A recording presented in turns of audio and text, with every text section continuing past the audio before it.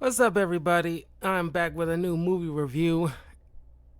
Me covering Predator Killer of Killers. Something I've been very much in. One of my most anticipated films that I was looking forward to since its announcement a few months ago. And I thought it was going to be like because it is a kind of anthology series, but I thought it was going to be like separate episodes. But I guess maybe it was in its early thought process, but I guess they just kind of condensed it into just a little over an hour of a movie. And we're following three different people, each in different eras of history.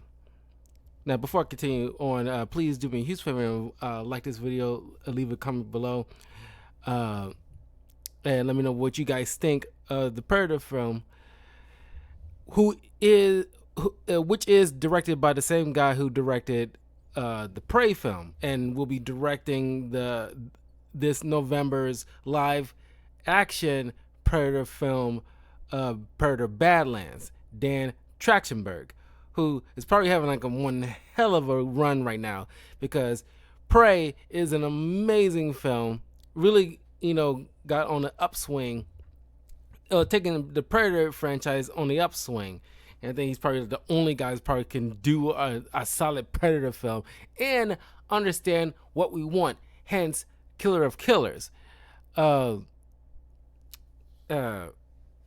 in terms of all the Predator films, the first two Predator films, Predators and Prey, and right now, Killer of Killers, it's probably like the best Predator films out of all of them. If you watch any of the Predator films, it has to be those. Okay, anything else, watch at your own peril because they do not count. Okay, they're poorly made, poorly written. Some might argue they're the first Alien versus Predator film is kind of like a so bad is good type of thing, but even still, I personally won't count it. But I think Dan is probably has the same mindset as a lot of the fans out there who just ask for pick a time period, throw in a Predator, done. Yeah, and that should be your baseline. And Killer Killers is, or at least Prey and Killer Killers is kind of like the that in spades. So anyway, like I said, we're following different timelines here, or different eras in history. First one is in the in Scandinavia, in Viking, in the Viking era in Scandinavia, and we're following this woman named Ursa, who's leading other Vikings along with her son.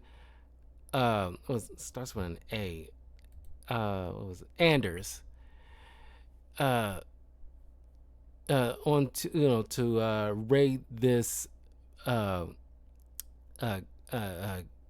not a village, but a kingdom. Well, it's somewhere between like somewhere between like a village and a kingdom. It's somewhere around that because it's not like big as a real traditional kingdom, but it's pretty big.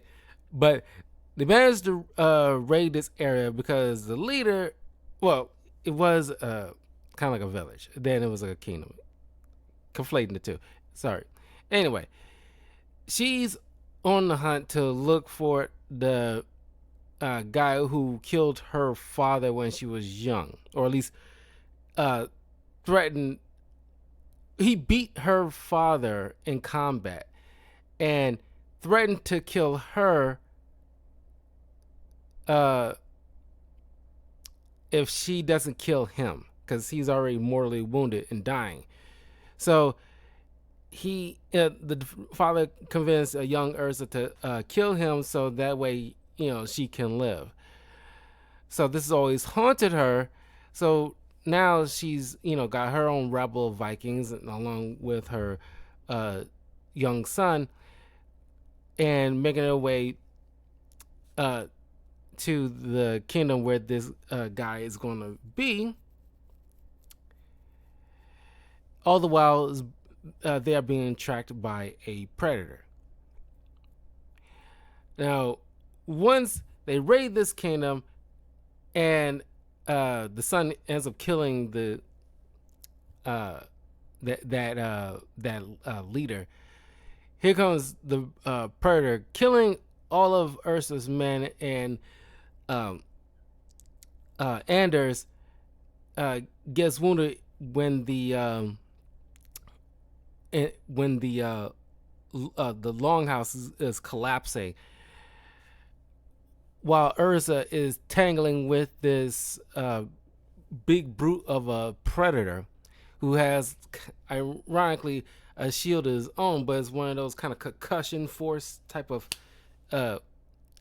shield things he has. And I love what they did because predators track body heat, and since when snowy Scandinavia, Ursa falls underneath the icy sheath of a lake, and this predator can't track her because she's in deep cold. So her body temperature is lowered significantly.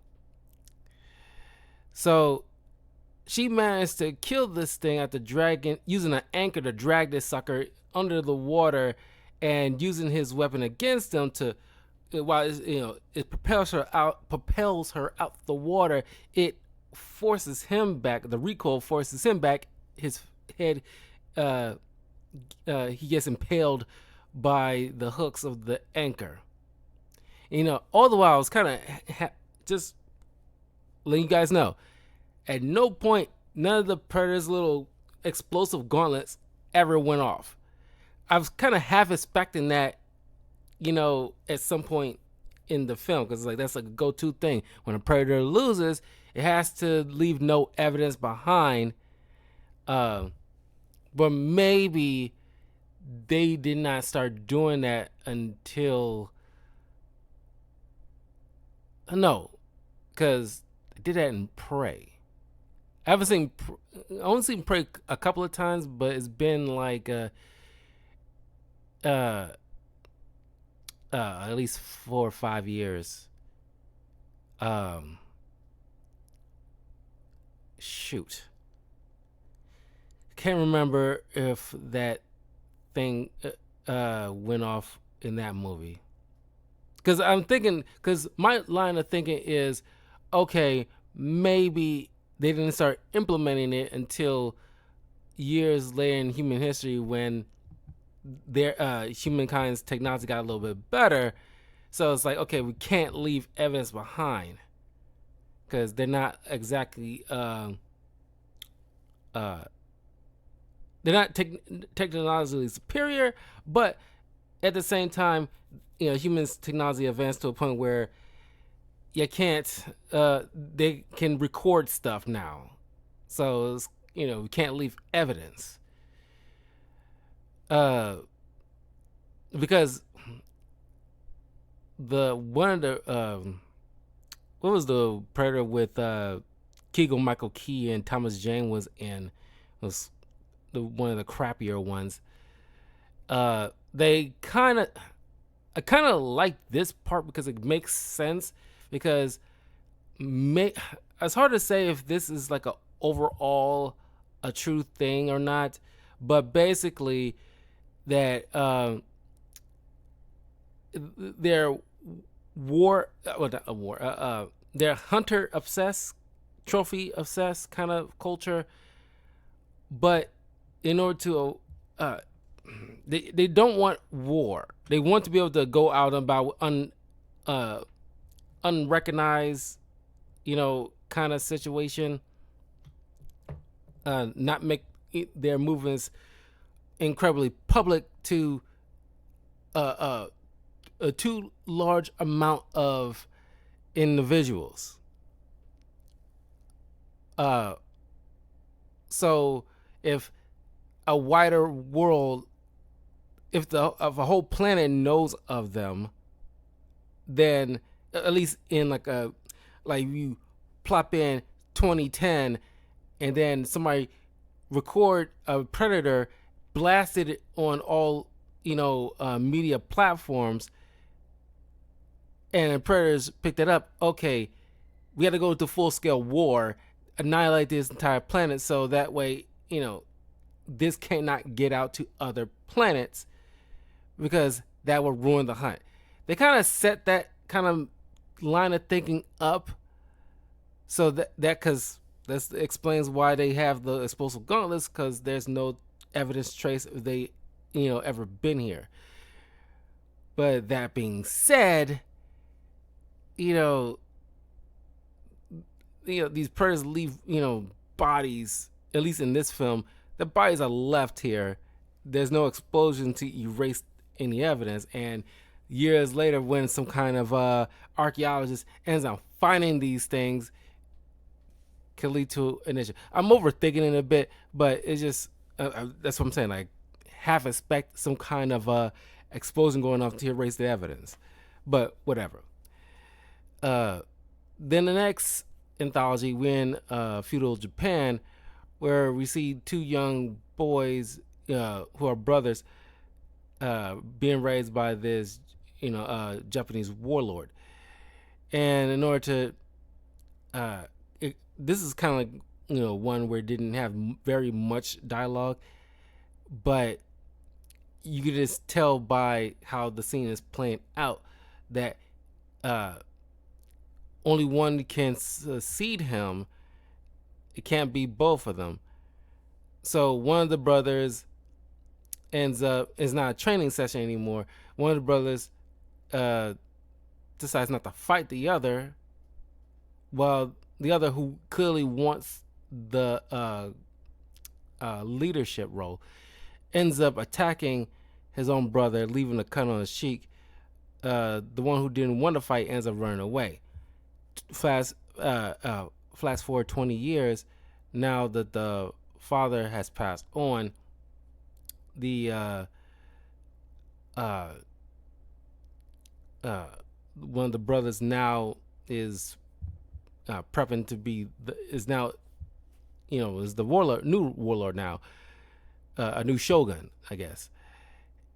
And the other brother, who the twin, who is, by the way, didn't get the guy, give you the guy's name, Kenji. So the brothers are Kenji and Kiyoshi Kamakami, and both are voiced by Louis Azawa Chengchen, who played Hanzo Kamakami in Predators.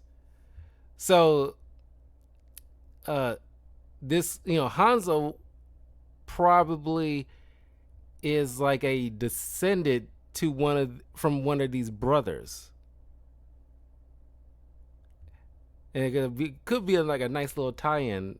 Yeah, well, that could be. It probably is a nice little tie-in. But Kenji, who's the one who ran away, comes back as like a ninja, seeking revenge. So all the while, there's a more slimmer predator watching on the rooftops. So once Kenji comes in and has this duel between him and his brother,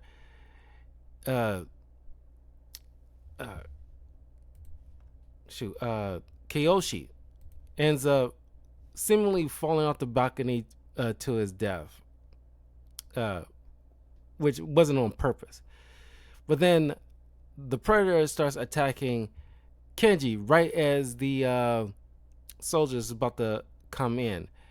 Oh, by the way, this part of the funniest part of the whole entire film, where as Kenji is trying to make his way, kind of knock out the guards at the bell towers, he's fighting them, trying to prevent anybody from bumping into his bells, and he's looking over, and on the other bell tower, somebody ringing the bell.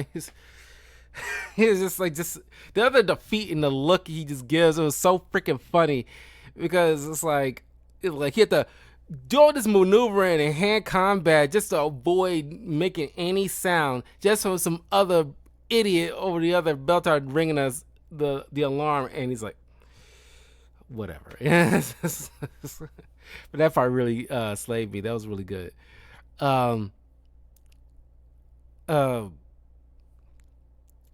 so as Kenji's trying to make an escape, all these other guards getting just annihilated by uh, this predator, and well, trying to make his escape, he ends up knocking the predator off one of the rooftops, uh, and falling into this nearby lake. Uh, just then, Kyoshi, who turns out not to be dead, ends up trying to fight his brother, but his brother had to stop him, like, and just when the predator comes out of the comes out of hiding and starts attacking both of them. Oh, by the way, one of this predator has a unique weapon. Can't help but think about Scorpion from Mortal Kombat, which is kind of fitting given the landscape. But it's like this kunai-like chain whip thing. It's very similar, but Kyoshi gets mortally wounded, but they manage in a very cool kind of how do I put it? It got you thinking one way, and it kind of flipped the script on you. Did not see this one coming. Where one of the Predator's little bomb things, Kenji slipped it into the whip chain. As the Predator calls it back, it gets stuck into his gauntlet, causing an explosion to knock the Predator back, but he's cloaked again. And kind of a callback from earlier part in the part of this anthology, where you see these leaves fall as the young boys were playing. As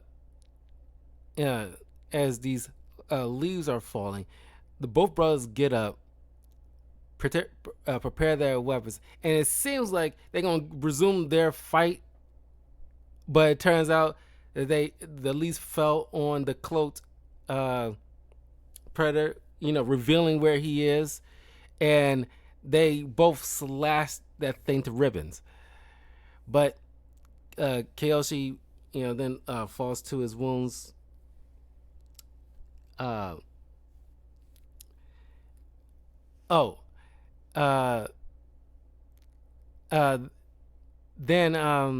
the next anthology is during WW2 era. Are you following this fighter pilot named John Torres? And he is voiced by Rick Gonzalez, as you might remember him as in the Green Arrow CW TV show, as what was he in that show? Wild Dog. And he always wanted to fly. He ends up getting drafted to the U.S. Navy, but he is the chief mechanic. So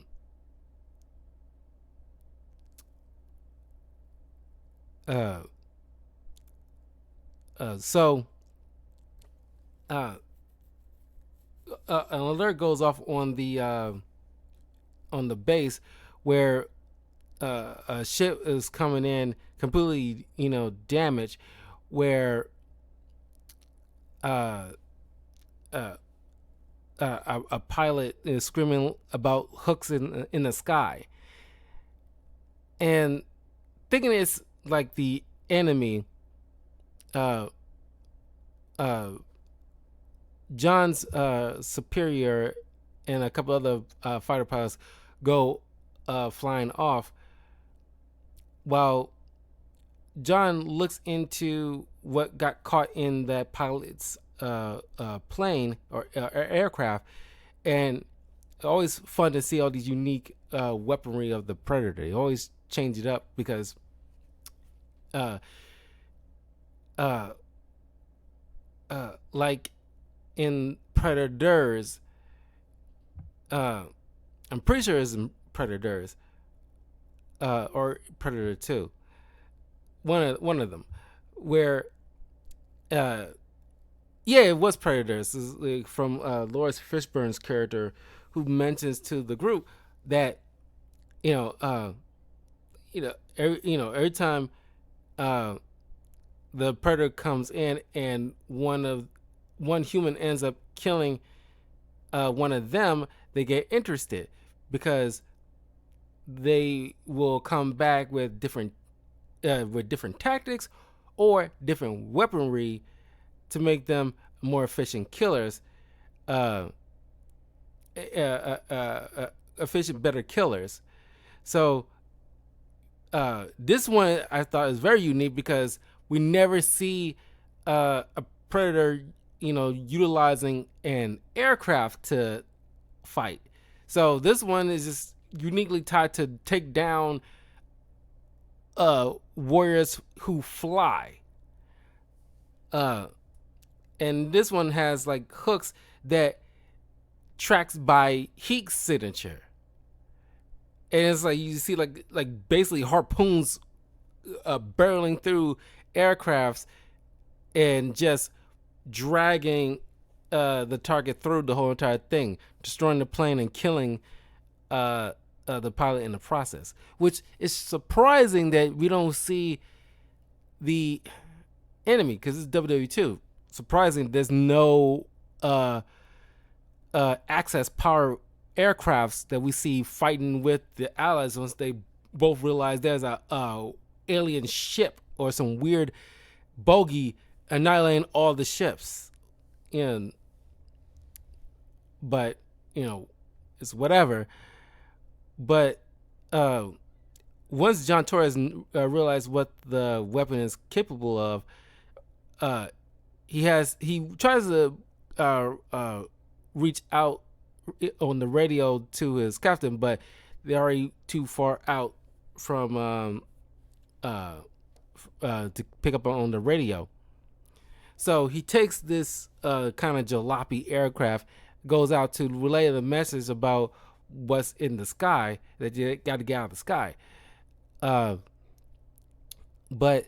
the Predator comes knock down all these aircrafts. So Torres decides, okay, we need to get up, climb up further into the sky, and so their engines can cool off.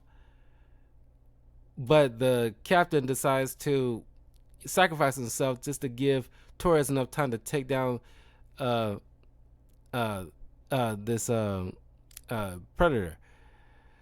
And so brilliantly, Torres has this thing chase him through enemy territory and have the enemy, on the ground, like shoot at.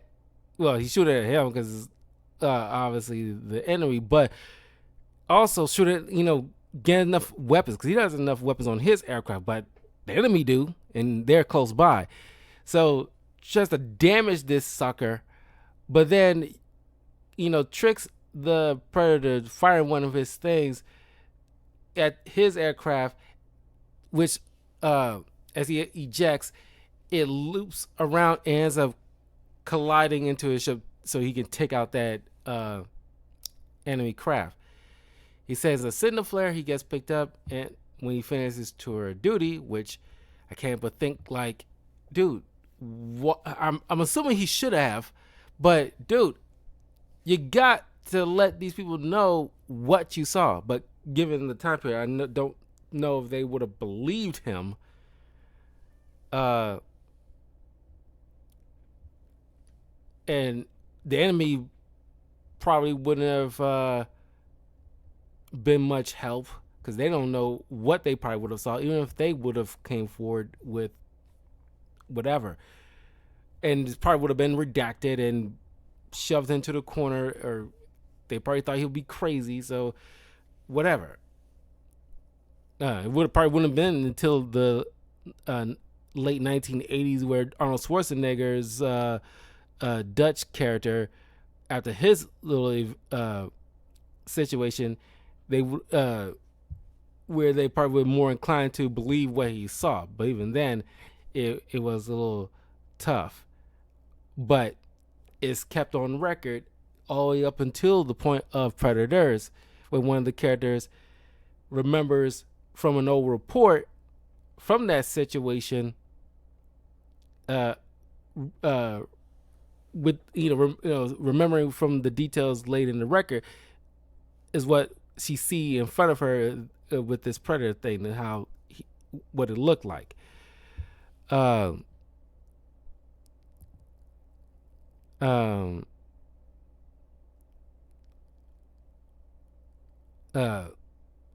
but after Torres finished his tour, he's back home running a mechanic shop. And of course, we see his little Medal of Honor kind of situation. He ends up getting picked up and put in suspended animation by the Predators. How they seemingly track this guy down, not the, because you'd think it'll been like right away or something like that, but whatever. But don't know how he tracked him down. It's going as leaving as far as back home as possible. But anyway, uh,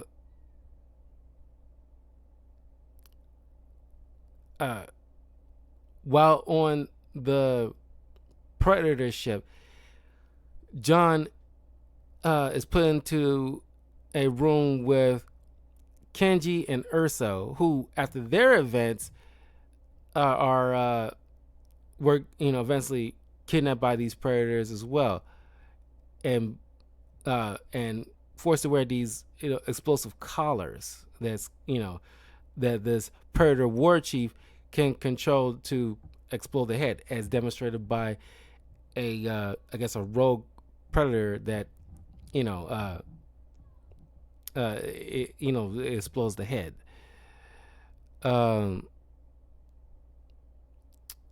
So just like in like more recent Predator comics, predators tend to kidnap certain warriors that manage to kill one of them. Usually, it doesn't happen, I guess, all that often, but at least often enough where they put the enemy in suspended animation, so different warriors from different points in time are locked in, and just like probably in Predators, are released into an alien world for them to hunt, because they're the greatest killers on their respective home world. So none of these three can understand each other. I mean, John can speak a little bit of Japanese, but not fully fluent.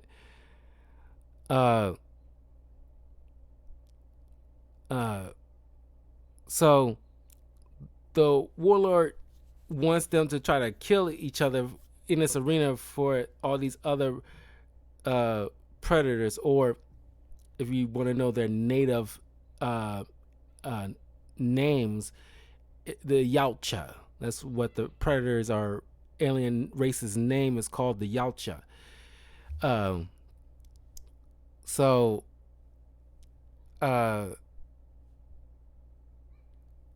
But Torres and Kenji don't want to fight for their amusement, while Ursa, she's a Viking, she's battle hardened. She, uh, trying to survive, but realized, uh, these two, the enemy.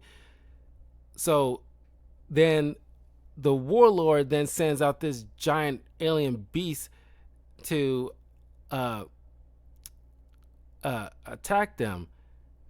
Torres kind of reminds Ursa of her son that she lost, who, by the way, died from his injuries from the collapsed shack. But uh,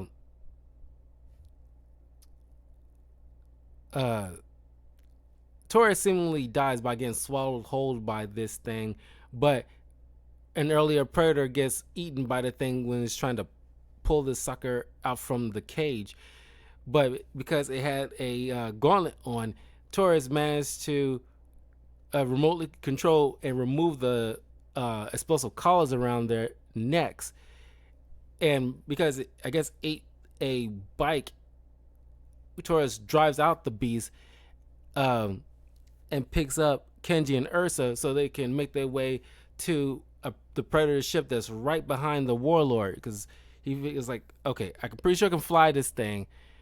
And by the way, I actually looked this up a year or so ago uh, because the Predators aren't exactly traditionally tactically savvy.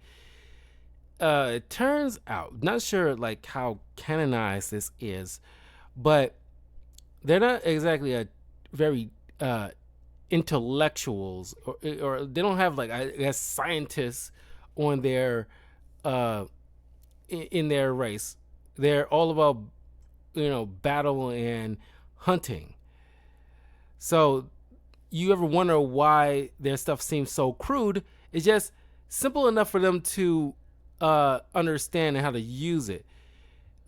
Something or someone else jury rigs their stuff. Don't know who, but it fully explains why that stuff seems so crude, but it's simple enough for them to understand. And it's in their language. But I guess it's still confusing for humans, but Torres, you know, in order to fly this thing, he had to quickly learn on the fly, and no pun intended, just to figure out, okay, what is doing what, just on the baseline level, and he ends up figuring out how to fly this thing. Uh, uh, Ursa sacrifices herself in order for them to have Kenji and Torres make their escape. They put Ursa back in suspended animation while the warlord, despite Torres and not Torres, despite Kenji and Ursa's capabilities, they can wound this giant, predator-looking warlord chief, but they couldn't really fully take him out. And by the way, the predators want to make sure they always want an honorable fight. They make sure give each of these guys their respective weapons of their era. So of course Kenji gets his a katana, Ursa gets a shield, and Torres gets a gun, but not a gun of his era, not the WW2 era, which kind of is weird because if you look it up, even fighter pilots are trained to learn how to use handguns. So they give Torres a pistol, which is like during the era of like the golden age of piracy. I guess it's kind of like a reference to the pistol that was given to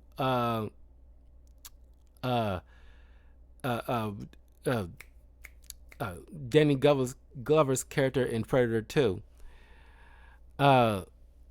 So he still managed to use it because it's black powder and everything like that. So I'm shocked how he knows how to even put all that together in order to make it fire.